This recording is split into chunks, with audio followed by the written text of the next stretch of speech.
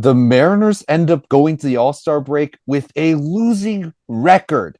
Hello, everyone, and welcome to the series analysis episode of the Seattle Baseline podcast. My name is Julian Smith, and I'm with Alex Hong. First of all, it's very nice to say that because as much as it's really nice to keep doing the episodes, solo episodes sometimes can be a little bit different. And I really love being able to do it with you, Alex. So it's really, really nice to have you back. Yeah, definitely. I mean, it's funny because it was like me, then it was you, then me, then you. So it was like you got the audience got to see both of us. It's just they never saw both of us together. So Yeah. yeah, that was kind of a weird week for us. So we apologize, but we should from now on, unless there's some like emergencies or stuff like that, we both should be able to record from here on out. So you should. It's not going to be a regular thing. I don't know. I hope maybe some people were worried that. I don't know, maybe Julian and Alex got a fight or something. So so then they can only record solo. Trust me, nothing like that happens. So we're doing okay. Yeah.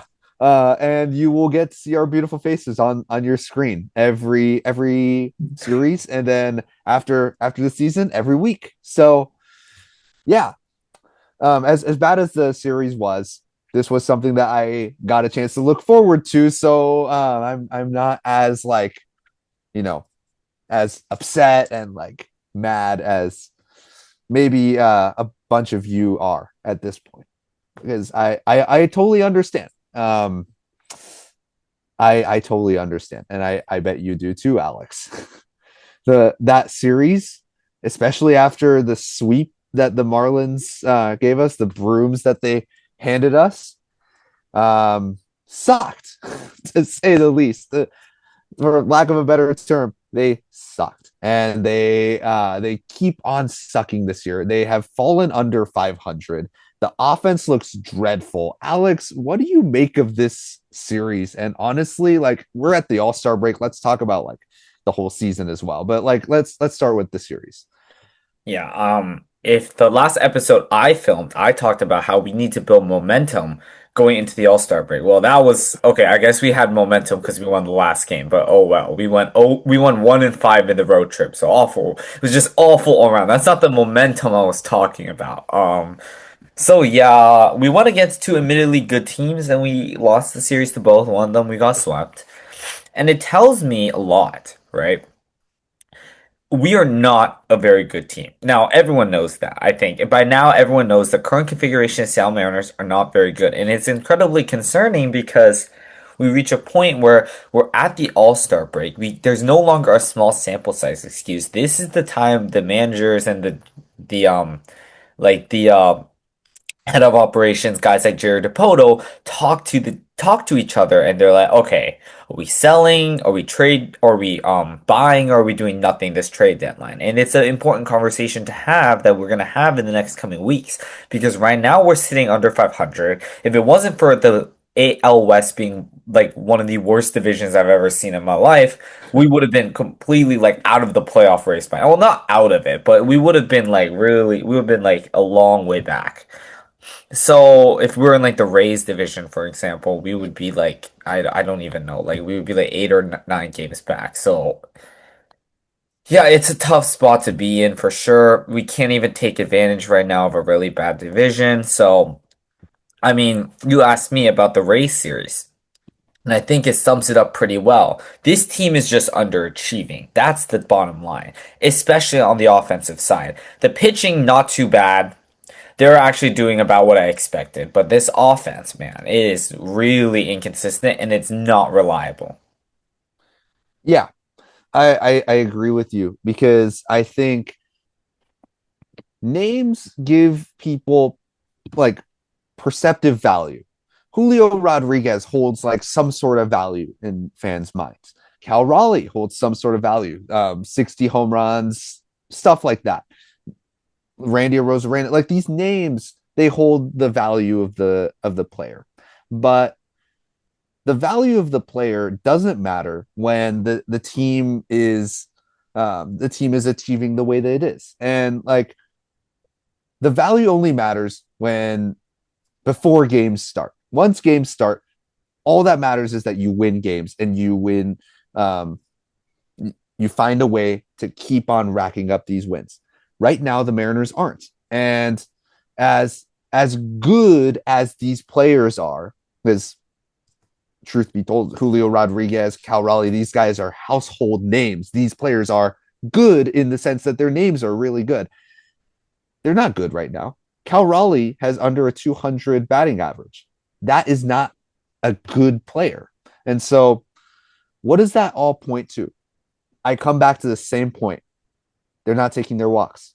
And actually, I'm going to rephrase it. I don't like the phrase taking their walks because it sounds like it's being handed to them. They're not forcing the walks. That's the one. And like in a previous episode, I talked about how there's two types of walks. One is where it's a free base, pitcher doesn't know what he's doing. The other one is where the batter forces the walk. The pitcher is forced to throw it out of the zone because in the zone it's getting mashed and there's no way around this player. And so Mariners have a lack of forced walks this season, and it's biting them. I talked about how Murakami was doing that. I talked about how actually our guy, Johnny Pereda, who's in the minor leagues, is doing that. And yet the rest of the Mariners team lacks that skill. And if when they lack that skill, it means they're not being able to see the ball decisively enough to make a move on it. And therefore, that they don't have a plan. That's the issue. I agree. And, that's something I was looking at, right, in the past few series, and this team doesn't get too many. Now, against the Rays, they actually got a little more than they usually do, but I'm used to the Mariners getting basically like one walk the entire game, which is absolutely unacceptable. That actually did happen in the first Rays game, where we got like 5 hits and one walk. That's the only offense we produced, and we lost. That was the game we lost 7-2, the Castillo start. We had basically no chance to win that game. So we're put in these situations where once we're down, right? I feel like this team is very when we win games by like, oh, their pitcher went terribly and we end up kind of blowing them out. That's kind of how I see the Mariners keep winning. We're not very good at close games. And this team has a very low bat, like a poor ability, I feel like, to come back Mm-hmm. as well. Right? Like when we went down in those first two Rays games, it was like, the Mariners had like there was like barely a comeback. Like I had no faith in them coming back. Like once they were down like I think in the second game they were down like 2-1 and then they had that really bad inning where they gave up 3 runs, it was over. Right? I knew it was over. I knew, okay, there's no point of like, if you're busy, you might as well not watch because I don't think Mm-hmm. the Mariners are coming back. I just don't have faith in the team to collectively get those many hits because this team is very reliant on the home run. It's pretty clear. The last game, we did good because we got several home runs and because we don't get that many guys on base, which is the problem, right? So if we don't get the home runs, we don't get that many. And even in the last game where we got well, what did we score? We scored like 8 runs. We didn't even get 10 hits. We had single digit hits. That's kind of the method the Mariners have been doing. So if they're not hitting homers, we don't chain together enough hits in that way. And we talked about before how the team is not good with runners in scoring position. Like they're actually really, really bad at it. So many of those problems lead to the results we see. And the runners in scoring position makes sense because if you're trying to hit homers, which if there's a runner on second base, the easiest way to get him in is a single, not a homer. And if you're trying to hit homers every time, I mean, sometimes it works. You hit a 2-run shot, but other times you're not going to be able to score the runs. And how many times in these runners in scoring position are you going to get 2-run shots versus how many times are you squandering the run that you should have gotten? And that's the difference maker because if you get three runners in scoring position, you get two or you get 3 hits. Let's say you get 3 singles. You score the 1 run every time, or you get 1 for 3 with the homer. That's 2 versus the 3 that you could have gotten. And so there's a clear difference there. And when I talk about forced walks, it's not about just walking. Forced walks, it's in the term forced. You are forcing the pitcher to actively do what you want them to do, to feel like they're trapped, and they need to cater to you, or else they're not gonna get even close to getting you out. And if they come in the zone because they're scared of walking you, boom, home run. The forced walk, the method to watch the pitch and be disciplined without without being passive, that's how you get on base. And if there is a if you have a lack of on base ability, then you're gonna have a lack of run scoring ability. It's just how it works. Yeah. Julian, I think we should move on and talk about, we're now at the All-Star break.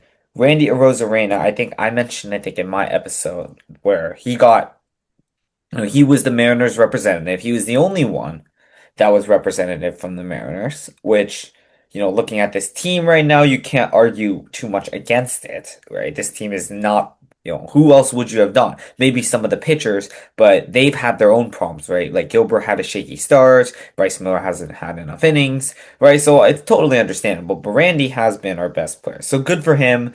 Hopefully he does end up playing in the All-Star game because it could be it's fun to watch because it's very casual baseball. I feel like usually you don't see that too often. Um, but yeah, it's just disappointing how we're in the year and the Mariners have only one All-Star. Yeah, and I mean, to your point, this is a team um, that said, "Hey, we're gonna go win the World Series. Let's sign Josh Naylor. Let's go and get Brendan Donovan." That was the whole thing. They went and did that, and it just hasn't panned out the way that the Mariners wanted to. And sure, that's baseball, but at the same time, it is really disappointing that this is the case that it is. And I think Logan Gilbert has probably the second best after Randy possibility of getting into the All-Star game. He did because after having a shaky start, he was phenomenal. He was one of the best pitchers in the league for the Mm. past however many games. And so I thought Logan had a pretty good shot, but it just didn't follow his way. And like it doesn't erase the fact that he has clearly been pitching at one of the league's top levels for the past month or two now. And I'm honestly really excited for the second half of Logan because from what I'm seeing right now, Logan Gilbert might be one of the better Cy Young contenders this year. I don't know if he's not going to be in second contention because Schlittler has been so good. And that's only talking about the American League, right? If you look at like the National League, like it's been insane with the pitchers I've been doing this year, and it's not even the big names. Like Mizorowski's having one of the greatest years like I've seen in a long time, but I don't think he'll be in contention for that. But he's a guy to where this could be his best season yet. This could be. Right, even better than his 2024 year. So a lot of exciting things there. But yeah, Julian, I think it's just this I mean, we're at the point where it's just disappointing performances is leading to this. And maybe last year was like in a kind of like a one-off thing. I mean, that's a possibility. Cal, definitely, right? The 60 home runs, we knew he was going to do this again. But I also didn't expect him to be playing so bad to where he has a negative WAR, right? He's been awful this year. And partially it's because he was injured, which I understand. But ever since he came back from the injury, he still hasn't been great. Josh Naylor hasn't been great. Julio's been, he's been probably a little better than he has in previous years at this point, but his defense overall hasn't been as great either.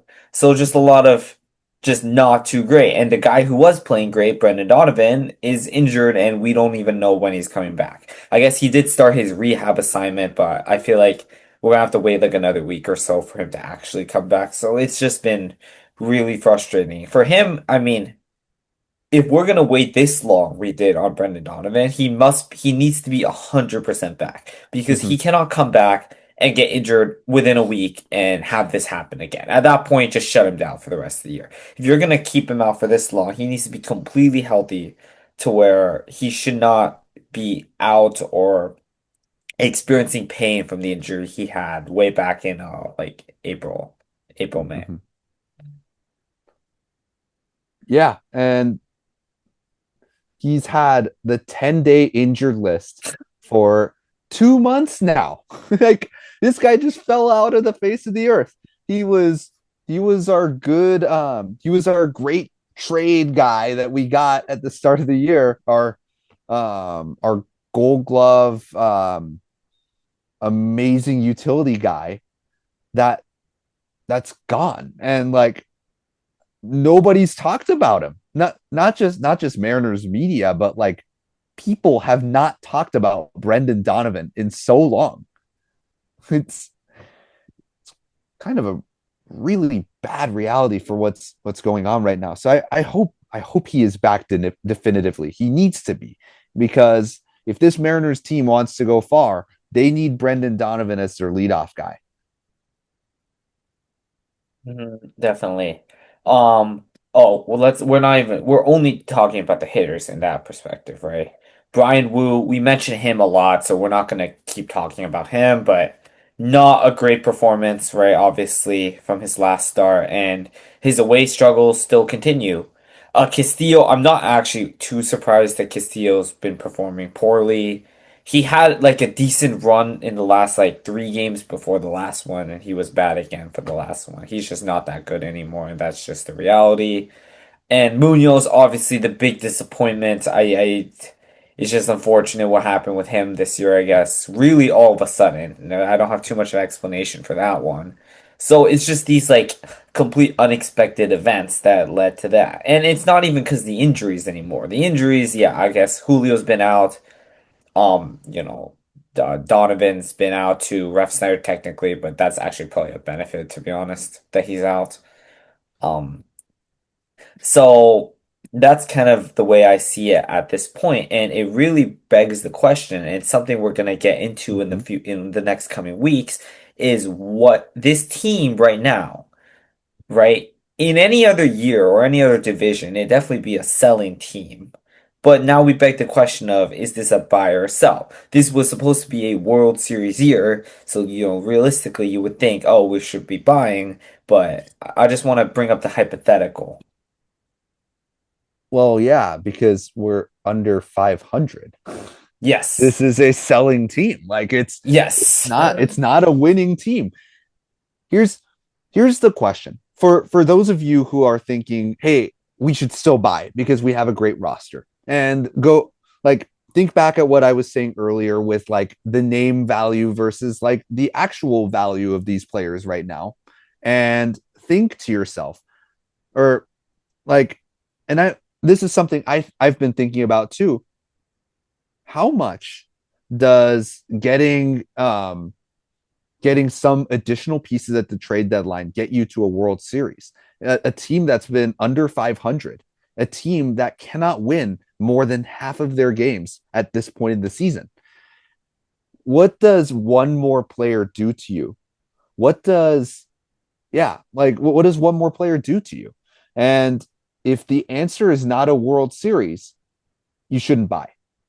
If the answer is a World Series and you say, "Hey, this team has just not figured it out yet," which maybe they magically do towards the end of the season with the way that the pitching staff is, and then maybe the offense makes a massive resurgence for the second half of the season, then that's a take too. I think like there's a good the Mariners the best thing that's going on for the Mariners is that the American League West sucks right now. It's actually horrible, so much so that a under 500 or under 50% win rate Mariners is in second place hunting for the crown right now. And if if the answer is yes, the one player or one or two or one high impact bat could change this lineup to make them a World Series contender, then maybe they should buy. But if the answer is no, then Sell. Yeah, it's going to be definitely a mixed discussion that we see. Mhm. And I feel like, Randy's our all-star, but if we're going to sell, then he's got to go, right? Because he's basically gone, unless I guess he chooses to resign, but very unlikely with the year he's having, right? A lot of these players are going to have to go. So it's quite the big decision to make. Like if you sell, then the team will definitely not win the division, even with how bad the division is. Other thing to factor in is on whether to sell or not is like I truly cannot believe Cal is this bad. Like I don't think he is this bad. And I guess there's a chance his injury's been lingering, but the thought process, the hope is that if you add a guy, right? You add a guy and then you get Donovan back. The hope is, okay, he gets back to what he was doing early in the year. Cal Raleigh gets a little better. Maybe second half Julio hits again. Naylor Mhm. gets a little better. Then I can see this team being really well. But what are the odds that all of that happens? Like, I just don't. Right now I'm in a state where I don't feel like all that's gonna happen. I feel like all that needs to happen for the Mariners to actually contend. The pieces are like this is a pretty good roster, I think, in terms of name value or not just name value, but like what I would think would have happened earlier, or like before the season started. This is the raw. I was pretty like good with this roster. I thought this was a pretty good roster, right? So it's a lot of you got to hedge your bets there, I guess. I'm gonna give you a little bit of optimism with Cal Raleigh because I think that ever since coming back from the injury, he with a 240 average and a 333 on base in the last 7 games, Cal Raleigh is starting to get to that point. And like the whole forced walks thing, I think Cal Raleigh embodies that this year. I just think the He's always been power a good hasn't walker. come Yeah. along. Yeah. And like once the power comes through, which we know he has power, he's he's destined to get to that level. I think that Cal Raleigh is actually a lot closer than his overall year stat says about him to being one of those elite guys. Yeah, definitely there. Just gotta hope. I feel like, I read this thing, it was funny. So Raleigh's WRC plus or is I think he's like oh, I don't remember, but he's a certain amount of points above average. I'll get you the number in just a second. But if you take the average from this year's WRC plus and last year's WRC plus, it equals what his WRC plus average was between like 2022 and 2024. So you just think that's pretty funny. I think it's okay. It's around like give or take 118 or so. Like, his average is actually around like within that range from this year and last year, which is not what I want to see. I don't want a year where I guess he's hitting 60 home runs and then one year where he basically doesn't know how to hit a baseball. I would rather him just be that 2022 to 2024. That self is completely acceptable for me. What he did last year was insane, magical, but I don't need that happening every year. That's not realistic. So. That's a funny stat before we leave that I found out. I found that online and I was like, oh wow, that's pretty interesting. Yeah. And like let us know what you guys think here. Or should the Mariners buy or sell? Because there are some good talks. Like there are some good talking points to both sides. And I'd love to know your opinion. Thank you everyone for tuning in. Check us out on Spotify, Apple Podcasts, and our beautiful faces on YouTube. Check out our Instagram. And as always, go Mariners. Go Mariners.